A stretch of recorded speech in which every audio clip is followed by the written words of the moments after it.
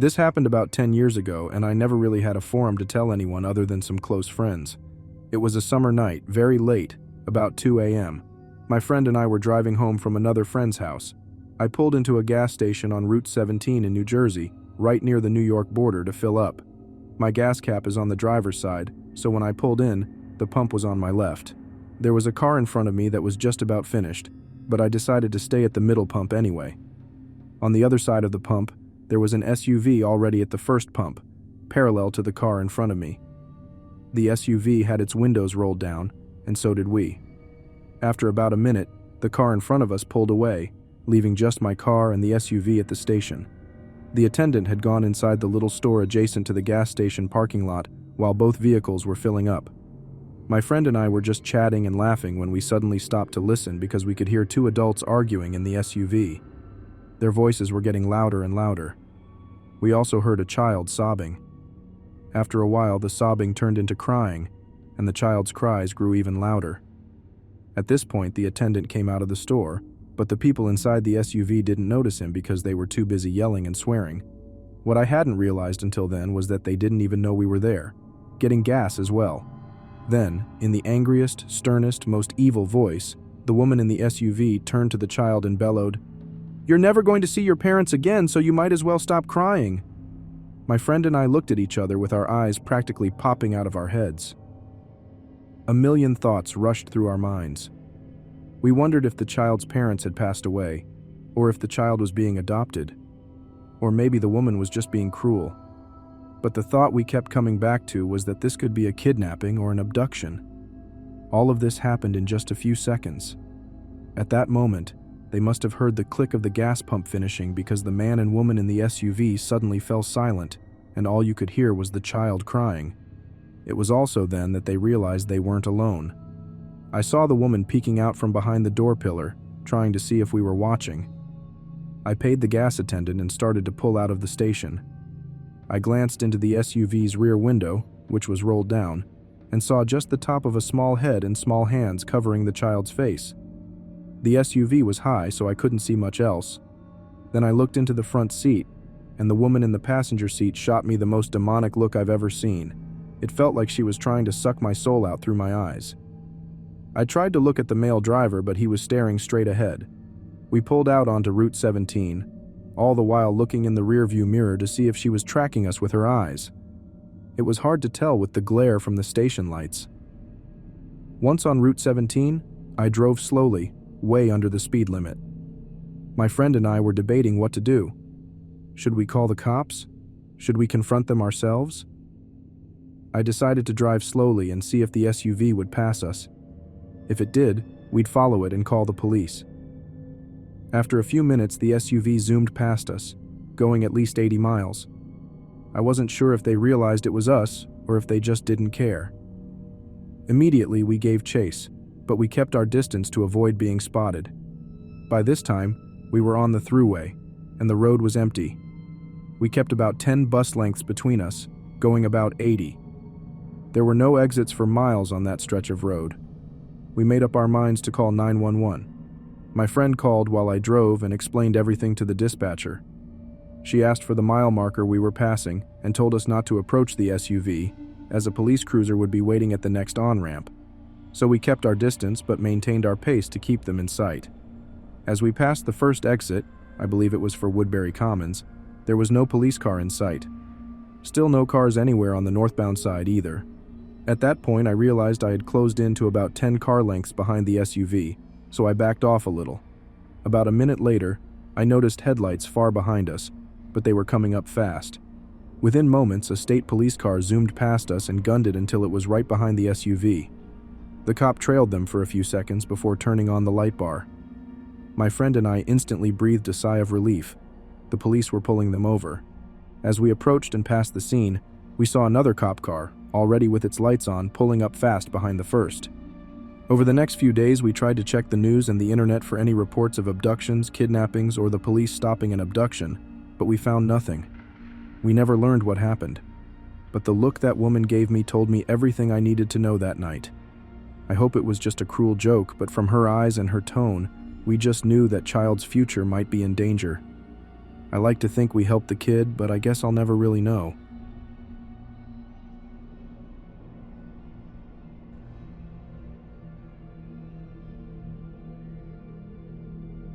This happened about a month ago, and it's something I just need to get off my chest. I recently moved out of my parents' house into a tiny apartment in a small rural town, about 3 hours away. I had been away for the weekend and was driving home on Sunday night when I decided to stop for gas at a gas station about a block from my house. It was dark, but the gas station was fairly well lit. On my way to the gas station, I had passed a man riding a recumbent bike. As I pulled up to the pumps, I realized that he had followed me. This didn't raise any alarm bells at first, as the convenience store attached to the gas station is popular for snacks and even rents movies to the small town. As I was heading in to pay for gas with cash, I held the door open for the bicycle man. He made intense eye contact but walked in and began browsing snacks. I paid the clerk and went back to my car to start pumping gas. As I got the nozzle situated and stood there waiting for my tank to fill, I got that crawling sensation, the one you get when someone's watching you. I turned around to survey the parking lot. The bicycle man was standing in the shadows next to the gas station, right by his bike, staring at me. Immediately, a cold wave washed over me, and I hurried to finish up my transaction. I still had change to collect from the clerk, so I walked back inside, hoping that when I came back out, he'd be gone. However, he followed me into the store and made a big show of looking at the newspapers by the door. I got my change and decided to loiter inside the store, hoping he would get bored and leave. For the life of me, I don't know why I didn't tell the clerk I was being followed. I spent about 15 minutes walking up and down the aisles, looking at chips and random snacks. Finally, I thought it was safe to leave. I didn't see him anywhere. I walked out the door and made it a few steps into the parking lot before I heard the door open behind me. Glancing back, I saw it was the bicycle man again. I rushed to my car. As I hurried to get in, start the engine, buckle up, and put my change away, I saw him standing in the alley next to the store, rushing to get on his bike. I ended up throwing everything on the passenger seat and peeling out of the gas station as fast as possible. Now, I should mention that I had only moved to this town about a month earlier and didn't know the area well, aside from the route to my apartment. Plus, I drive a bright red car with out-of-state plates, which sticks out like a sore thumb in this tiny town. I realized he'd likely seen the direction I was heading, and he could easily drive around and find my car parked outside my apartment. In a panic, I parked in the lot across the street from my place, waiting for my heart to stop racing. I stayed there for maybe 2 minutes before it hit me that he could just as easily see my car there and approach me. Spooked, I started driving around for 15 to 20 minutes before finally finding the police station. I waited in the parking lot until the police came out to talk to me. The bicycle man was never confronted by the police, but I still sometimes see him riding up and down Main Street.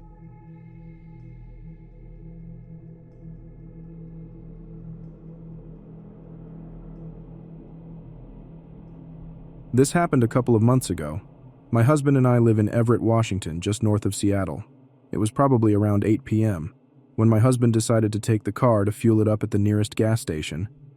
This wasn't unusual, so I decided to stay home with our then 4-month-old. My husband had been gone for quite a while, and I started to get nervous, as I always do.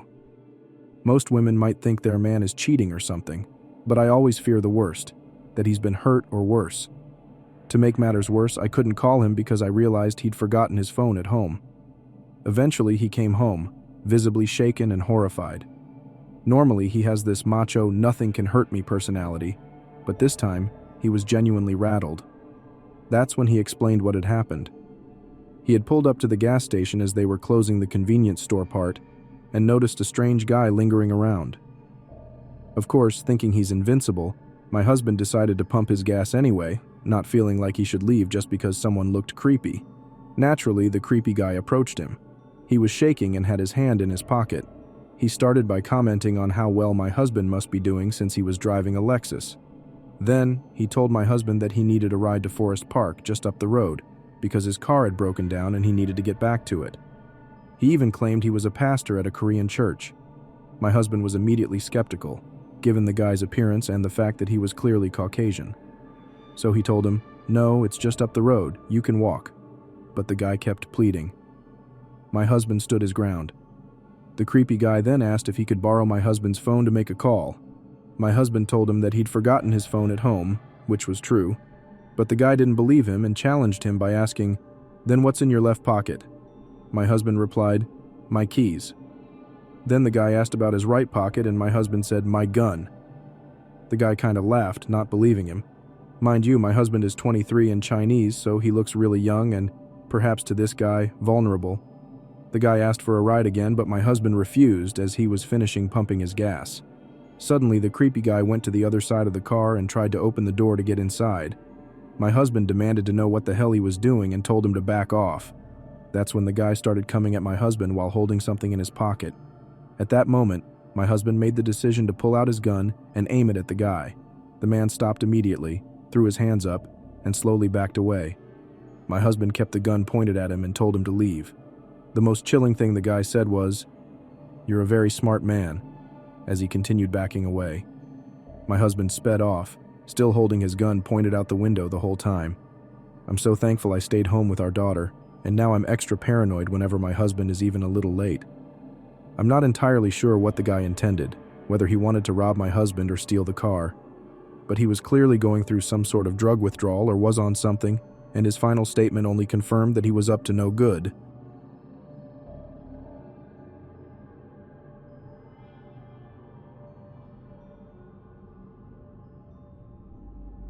Last Thanksgiving, I was on my way from Ohio to Florida with my girlfriend to spend the holiday with my family.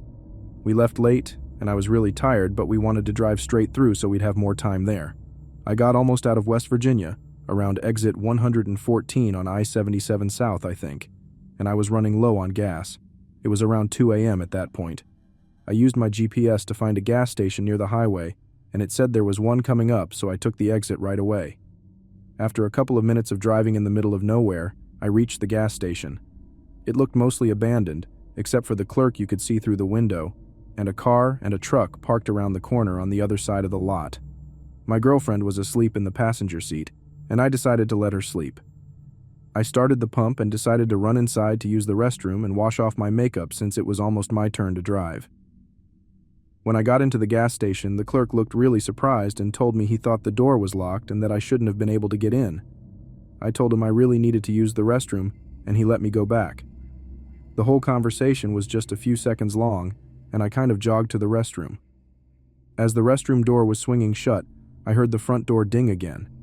I thought it was the clerk locking up. I finished up and headed back toward my car, but just as I was reaching for the door, the clerk almost yelled, "Hold on, don't go out there!"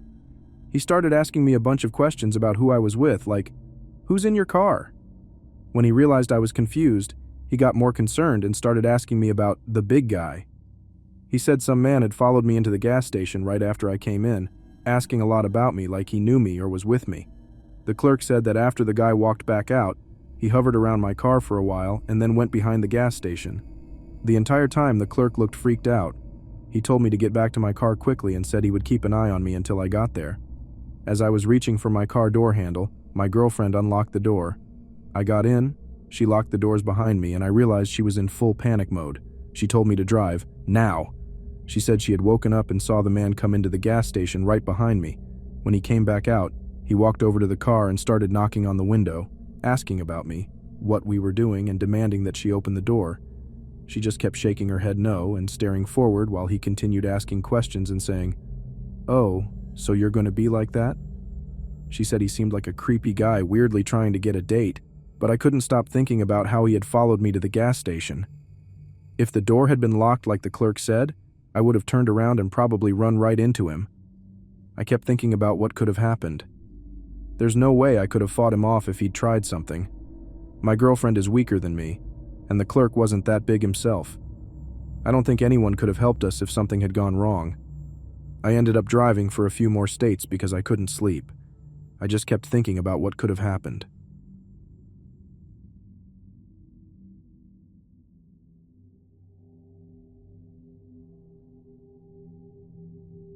I live in the downtown area of a major city. My street is relatively quiet, but I can't say the same for the surrounding neighborhoods.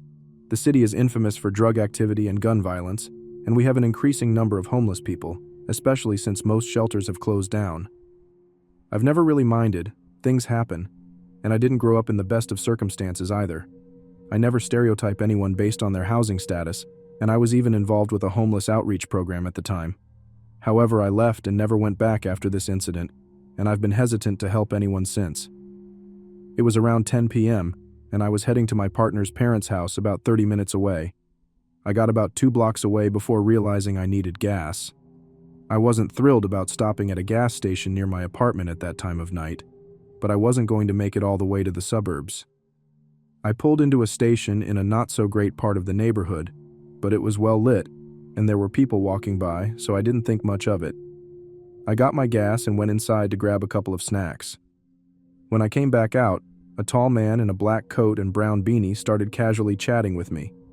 I couldn't tell if he was 25 or 40. His voice was so low that I could barely make out what he was saying. Something about being a music producer and working on a new project. He seemed friendly enough, maybe a little erratic, so I let him ramble for a few minutes before politely telling him I needed to get going. He told me his name was Mac. I unlocked my door to get in, and this guy gets in the passenger seat with me. At this point, he was no longer a friendly stranger. I was terrified. His demeanor hadn't changed, and he was acting like this was the most normal thing in the world. While I'd had my share of encounters with creeps, nothing like this had ever happened to me. I didn't scream or tell him to get out. I just sat there, afraid of what he might do if I resisted. "I need money for my son," he said. "He's in the hospital with a gunshot wound. His mom's waiting for me." I knew the story was nonsense, but I just wanted him out of my car. I gave him the little cash I had and told him I needed to leave. Then he had the nerve to ask, "Can you drive me to my friend's house? It's right up the road." What? Wasn't he supposed to be heading to the hospital for his son? I tried to politely decline, telling him my boyfriend was waiting for me. This opened the floodgates to a barrage of personal questions about my sex life, what my boyfriend and I were planning to do, and disgusting comments about my body. I've tried to block out his exact words, but it was vile. I was sure this was it. I was trapped in my own car with no one around. The gas station parking lot was empty. I couldn't call the police, and even if I could, it would have been a bad idea. I wish I could say I came up with a brilliant escape plan, but I didn't. I was panicked and frozen, and eventually I agreed to drive him where he wanted to go. We drove around the neighborhood, winding through dark side streets lined with abandoned houses for what felt like forever. He finally had me stop in the parking lot of a beauty salon where his friend supposedly worked and where he'd get a ride to the hospital. The lot was on a busy, well-lit street. If he planned to hurt me, it wasn't a great spot for it. He was clearly high and probably mentally unstable, and the details of his story kept changing. Meanwhile, he kept talking like we were old friends. He even told me he'd do anything to trade places with my boyfriend. I kept reminding him that I needed to leave, but he insisted I wait because his friend would pay me back for helping him. I wondered why she couldn't have just given him the money directly if that were the case. Finally, I asked him what was taking his friend so long. He didn't know. Could he use my phone to call her? I wanted to say no, but I was still afraid he might be dangerous, so I reluctantly handed it over. He took a long time, and then, all of a sudden, he was looking at porn and masturbating in front of me. I know it sounds unbelievable, but it's true, and that image is burned into my mind. I lost my cool and told him to get the hell out. I was done. He started crying, wailing, about how I was just so hot, and how he hated thinking about me with another man. I just stared at him, telling him he needed to leave. He straightened up, smiled, and said, "I'm just messing with you. I'm not a pussy. I wouldn't cry like that. Are you sure you don't want to take me to some other place?" Yes, I was sure. I told him my boyfriend was probably worried since an hour had passed. Somehow that got through to him and he finally left. I drove to my partner's house shaking.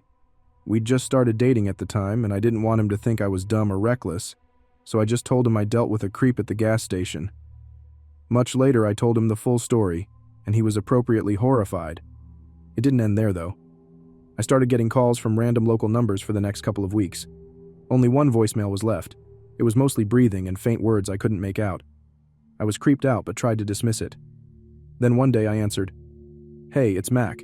I have your money." I felt sick. "I don't need it," I said. "Leave me alone." I hung up as he started rambling about how beautiful I was and how he wanted to see me again. I blocked every strange number, and the calls eventually stopped. I have no idea how he got my number.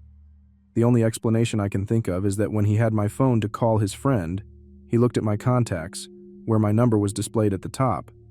You might wonder why I never called the police. My city is notorious for excessive police force, especially in the downtown area. People are regularly killed by police here, and I've seen people get beaten up by cops for minor infractions. I'm not trying to make a political statement, but I genuinely felt that calling the police would have put me in more danger, even after it was all over.